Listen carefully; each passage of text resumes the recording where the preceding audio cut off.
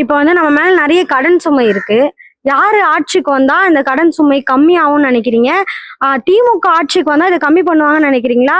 இல்ல இன்க்ரீஸ் பண்ணுவாங்கன்னு நினைக்கிறீங்க? யார் வந்தாலும் இன்க்ரீஸ் தான் பண்ணுவாங்க. ஏன்னா எல்லாரும் இலவசம் இலவசம் தரேன்றாங்களே.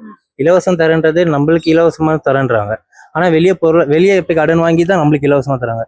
இலவசமே வேண்டாம். இப்போதைக்கு இருக்க கடனுக்கு நம்ம எதுவுமே அனுபவிக்கல. இருக்க கடனுக்கு ஃபர்ஸ்ட் நம்ம என்ன பண்றாங்கன்னு பார்த்துட்டு தான் கவர்மெண்ட் மாறினாதான் கரெக்டா இருக்கும். என்னை பொறுத்த வரைக்கும் ஆல்ரெடி கடத்துல தான் இருக்கிறோம். இன்னும் வந்தா கூட கடத்துல தான் திருப்பியும் அதே தான் இருக்கும். திருப்பி 5 வருஷத்துல கடன் திருப்பி அதிகமாக தான் போடுவோங்காண்டி குறையாது. ஒன்றும் டபுளாக தான் ஆகும். டபுளாக ஆகும், ஒன்றும் ட்ரிபிளாக ஆகும்.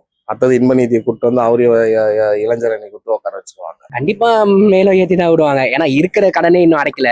அவர் வரும்போது ஒரு 4 லட்சம் கடன் இருந்தது, 4.5 லட்சம் கோடி கடன் இருந்தது. அதுக்கப்புறம் 10 லட்சம் கடன், 10 லட்சம் கோடி கடன் ஆச்சு.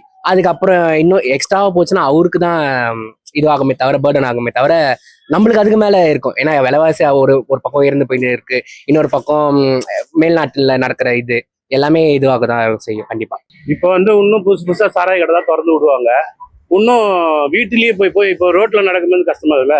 இப்போ வீட்லயே போய் பொண்ணுங்களை இட்டு வந்து பலகாரம் பண்ணுவாங்க. கஞ்சாவும் நிறைய ட்ரெயின் லைன் எல்லாம் வரும், எல்லாமே பண்ணுவாங்க. இந்த வாட்டி வந்தோம்னா இப்போ எவ்வளோ கடன் வாங்கிடுறாங்களோ அது மாதிரி இன்னும் டபுள் பங்கா கடன் வாங்குவாங்க.